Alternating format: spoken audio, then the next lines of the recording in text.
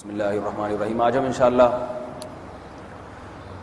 غسل سے متعلق کچھ احکام پڑھیں گے، چونکہ ہمارے ابھی طہارت کا ہی باب چل رہا ہے. غسل کب فرض ہوتا ہے اور غسل کا طریقہ کیا ہے. رسول اللہ صلی اللہ علیہ وسلم نے فرمایا ان اللہ لا یستحیی من الحق، اللہ تعالیٰ حق بات کو بیان کرنے سے حیا نہیں کرتے. تو غسل کے جو مسائل ہیں ان میں بھی بعض دفعہ کچھ ایسی باتیں آتی ہیں جو بظاہر حیا کے خلاف ہیں، لیکن علم کی ایک بات ہے، سیکھنے اور سکھانے میں حیا اگر کریں گے تو پھر ظاہر ہے ساری زندگی جاہل ہی رہے گا انسان. اور غسل کے مسائل سیکھنا اس لیے ضروری ہے کہ غسل جب فرض ہوتا ہے تو جب تک مکمل غسل نہ ہو آپ کی نماز ادا نہیں ہوتی.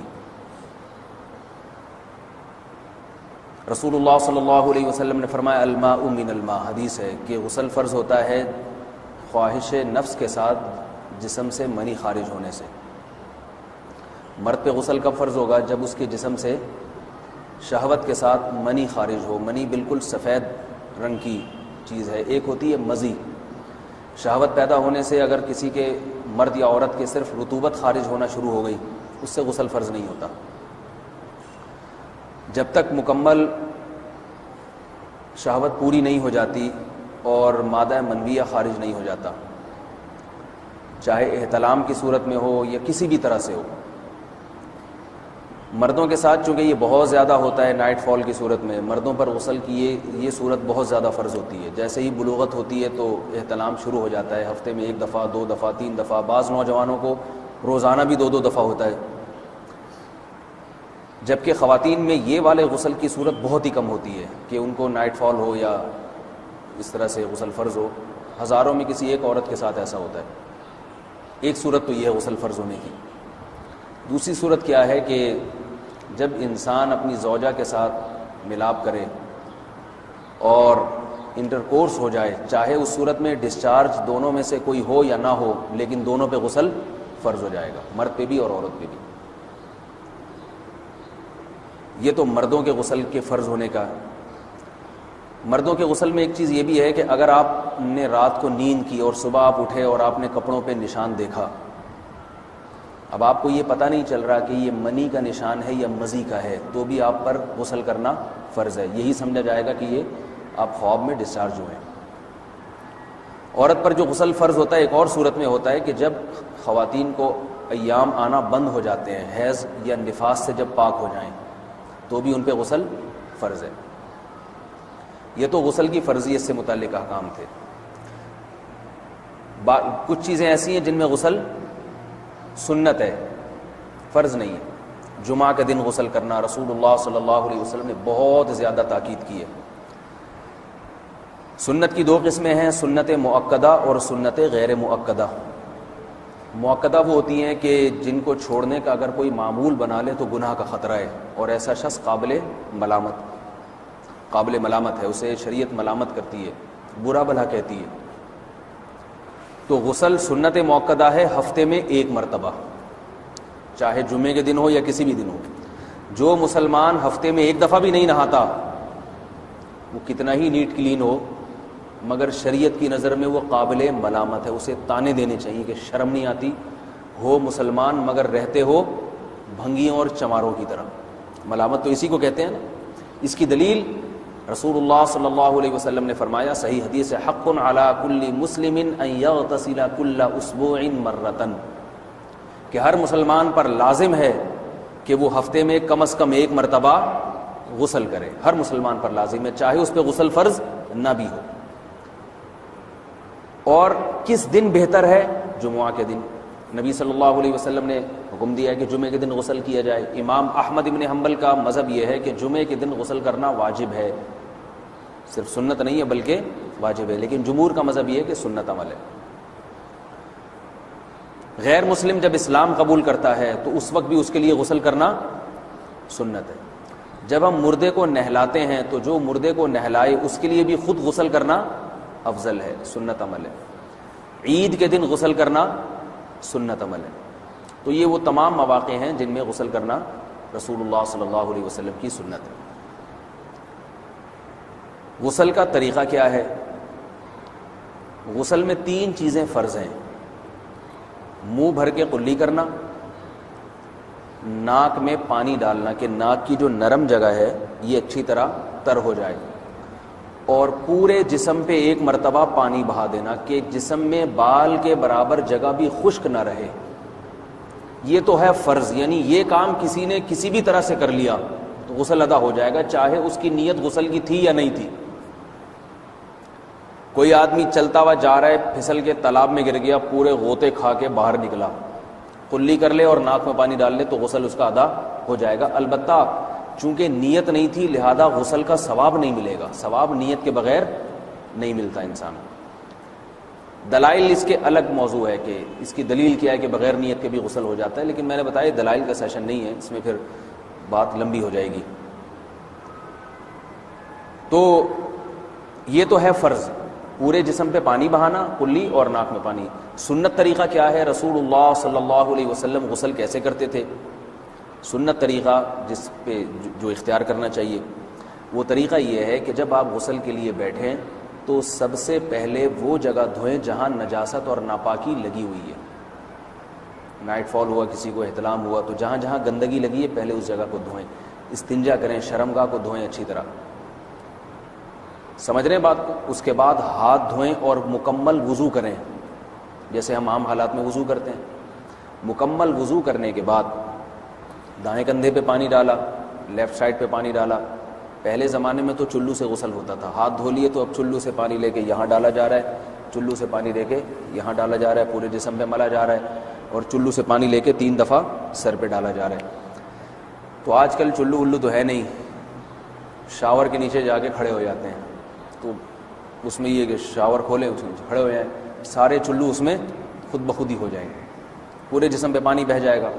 نبی صلی اللہ علیہ وسلم کے دور میں یہ جدید چیزیں نہیں تھیں، شیمپو اور صابن، تو آپ صلی اللہ علیہ وسلم بیری کے پتوں سے غسل کی ترغیب دیا کرتے تھے. بیری کے پتوں کو اگر پانی میں پکایا جائے تو پانی میں میل کچیل صاف کرنے کی صلاحیت بہت بڑھ جاتی ہے. ہمارے زمانے میں اس تکلف کی ضرورت نہیں ہے، صابن ملتے ہیں اس سے نہا لے آدمی، نہایا کریں. بہرحال کہنے کا مقصد یہ آپ لوگوں سے، تو یہ سنت طریقے سے غسل ہو جائے گا آپ کا. سمجھ رہے ہیں بات کو؟ سب سے پہلے استنجا کیا، اس کے بعد وضو کر لیا، اس کے بعد غسل کر لیا. اگر کسی نے غسل میں وضو نہیں کیا اور ویسے ہی پورے جسم پہ پانی بہا دیا تو بھی اس کا وضو خود بخود ہو جائے گا. اس غسل سے وہ نماز پڑھ سکتا ہے، کیونکہ بعض لوگ غسل کرنے کے بعد دوبارہ وضو کر رہے ہوتے ہیں، اس کی ضرورت نہیں ہے، کیونکہ جب غسل کرتے ہیں تو وضو والے اعضاء تو خود بخود اس میں دھل جاتے ہیں. یہ ہے غسل کا طریقہ. وضو کیسے ٹوٹتا ہے؟ جن چیزوں سے غسل فرض ہوتا ہے ان چیزوں سے وضو تو بہرحال ٹوٹتا ہی ہے. اس کے علاوہ بھی وضو ٹوٹتا ہے. اس سے پچھلے لیکچر میں نے کچھ تفصیل بتائی تھی کہ نجاست جسم سے کہیں سے بھی خارج ہو جائے یا نجاست نکل کے بہہ پڑے، اگر قضائے حاجت کی جگہوں سے نجاست خارج ہوئی ہے تو نظر بھی آ جائے وضو ٹوٹ جائے گا، اور قضائے حاجت کے علاوہ جگہوں سے اگر نجاست خارج ہوئی ہے، خون وغیرہ ہے جیسے، تو جب تک نکل کے بہے گا نہیں تو اس وقت تک وضو نہیں ٹوٹے گا. سمجھ رہے ہیں بات کو؟ وضو کا طریقہ کیا ہے؟ سب سے پہلے دونوں ہاتھوں کو دھویا جائے، 3 دفعہ کلی کی جائے، مسواک کی جائے، 3 دفعہ ناک میں پانی ڈالا جائے، پھر پورے چہرے کو، پیشانی یہ جو ہے جہاں سے پیشانی ہماری شروع ہو رہی ہے اور تھوڑی کے نیچے، تھوڑی جہاں ختم ہو رہی ہے، اور ایک کان کی لو سے دوسرے کان کی لو تک 4 اعضاء ہیں وضو میں دھونا فرض ہیں. 1 چہرہ، نمبر 2 بازو، نمبر 3 سر کا مسا، چوتھائی سر، اور نمبر 4 پاؤں کو دھونا. اس کی دلیل قرآن مجید کی مشہور آیت ہے فَاغْسِلُوا وُجُوهَكُمْ وَأَيْدِيَكُمْ إِلَى الْمَرَافِقِ. اللہ فرماتے ہیں ایمان والو جب نماز کا ارادہ ہو تو اپنے چہروں کو اور اپنے ہاتھوں کو دھو، سر کا مسا کرو اور پاؤں کو ٹخنوں سمیت دھو. دھونے کا حکم ہے قرآن مجید میں. البتہ سر کے بارے میں یہ نہیں آئے پورے سر کا مسا کرو، بلکہ آ رہا ہے وَامْسَحُوا بِرُؤُوسِكُمْ. با کا لفظ ہے، با آتی ہے تبعیض کے لیے کہ سر کے بعض حصے کا مسا. اب بعض حصے کا قرآن حدیث میں کہیں تذکرہ نہیں ہے، تو اس میں فقہاء کرام کے اجتہادات ہیں. امام شافعی فرماتے ہیں تھوڑا سا بھی ٹچ کر لیا سر کو ہو جائے گا. امام ابو حنیفہ فرماتے ہیں نہیں، کم از کم 1/4 کا ہونا ضروری ہے. سب کے اپنے اپنے دلائل ہیں، ان دلائل میں میں نہیں جاتا. فقہ حنفی کو جو فالو کرنے والے ہیں تو ان کو چاہیے کم از کم 1/4 سر کا مسا، یہ فرض ہونے کے لیے ضروری. مگر سنت کیا ہے؟ پورے سر کا مسا. نبی صلی اللہ علیہ وسلم دونوں ہاتھوں کو بھگو کے پورے سر کا مسا کرتے تھے ایسے. سمجھ رہے ہیں بات کو؟ اور مسا کے جو یہ ٹیکنیکل طریقے ہیں کہ آپ یوں پہلے انگلی بنائیں، پھر یوں لے کر جائیں، پھر یوں گھما کے لائیں، پھر یوں، یہ ٹیکنیکل طریقے حدیث سے ثابت نہیں. مسح کا طریقہ کیا ہے؟ بھیگا ہوا ہاتھ لے کے ایسے پورے سر کو ہو گیا. پھر حدیث میں یہ بھی ہے کہ یوں لے جاؤ اور یہ بھی ہے کہ دو واپس بھی لے کر آؤ, دونوں طرح سے ثابت ہے. تو ایسے بھی کر سکتے ہیں کہ یوں لے جائیں, اور ایسے بھی کر سکتے ہیں لے کے جائیں اور پھر واپس بھی لے آئیں, دونوں طریقے جائز ہیں. لیکن کم از کم سنت اتنی ہے کہ پورے سر کا مسح ہونا چاہیے. بعض لوگوں کو شو مارنے کا شوق ہوتا ہے, اگر وہ واپس لائیں تو بال ان کے خراب ہو جاتے ہیں, کہتے ہیں یار یہ پھر مسئلہ خراب ہو جائے گا. تو پھر ایسے لوگ صرف یوں ہی لے جائیں کافی ہے. افضل تو یہ کہ یوں بھی لے جائیں یوں بھی لے جائیں, دونوں طرح سے صحیح ہے. بہرحال دونوں حدیث سے ثابت ہیں. سمجھ رہے ہیں بات کو. اور یہاں ایک اہم مسئلہ بتا دوں, قرآن مجید نے پاؤں کو دھونے کا حکم دیا ہے, پاؤں پہ مسح کرنے کا حکم نہیں دیا. اور حدیث میں خفین پر مسح کرنے کا حکم ہے. تو قرآن اور حدیث کو فقہاء نے جمع کیا ہے. لہذا وہ موزے جن میں آسانی سے پاؤں دھوئے جا سکتے ہیں, ان میں چاروں ائمہ کے نزدیک پاؤں پہ مسح کرنا جائز نہیں. سعودی عرب میں جو بعض سلفی حضرات اور یہاں ہمارے ہاں بھی اہل حدیث حضرات نے عام موزوں پر بھی جو مسح کی ایک روایت ڈال دی ہے, اسلاف میں, تابعین, تبع تابعین میں اور چاروں ائمہ کے مذاہب میں اس کا ثبوت نہیں ملتا. اگر اسلاف میں کوئی قائل بھی ہے تو ایک شاذ قول, اکا دکا قول ملتا ہے, ورنہ یہ ائمہ اربعہ کے مذہب کے خلاف ہے. اور جو احادیث جو نقل ہوتی ہیں صحیح سند کے ساتھ, ان کے بھی خلاف اور قرآن کی آیت کے بھی خلاف ہے. اس لیے کسی نے عام ساکس پہ اگر مسح کر لیا, جو عام طور پہ آفس پہن کے جاتے ہیں لوگ, اس میں تو پاؤں, آپ اگر ساکس کو پانی کے نیچے رکھیں پورا پاؤں دھل جائے گا آرام سے. تو وہاں کیا ہو رہا ہے کہ قرآن مجید کے حکم کی مخالفت لازم آ رہی ہے, آپ پاؤں دھو نہیں رہے. تو اس لیے ہم یہ سمجھتے ہیں کہ اس صورت میں نماز ادا نہیں ہوگی. سعودی عرب میں بعض سلفی حضرات نماز پڑھاتے ہیں, وہ ایسے ہی کرتے ہیں کہ عام ساکس پہ مسح کر کے نماز پڑھا لیتے ہیں. تو فتویٰ اسی پر ہے کہ ان کی اگر کسی کو یقین ہے کہ اس نے عام ساکس پہ مسح کر کے نماز پڑھائی ہے تو اس کے پیچھے نماز ادا نہیں ہوگی, کیونکہ قرآن کے مطابق اس کا وضو ہوا ہی نہیں ہے.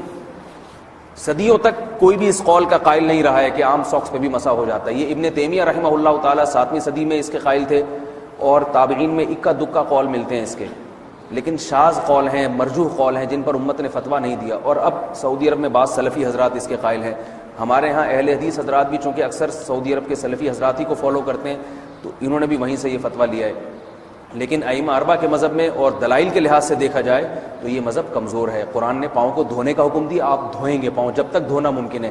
چمڑے کے موزے ہیں ان کو دھونا ممکن نہیں ہے اتارے بغیر, لہذا ان موزوں کے اوپر مسح ہو جائے گا. تو اس سے قرآن پر بھی عمل ہو جائے گا اور حدیث پر بھی عمل ہو جائے گا.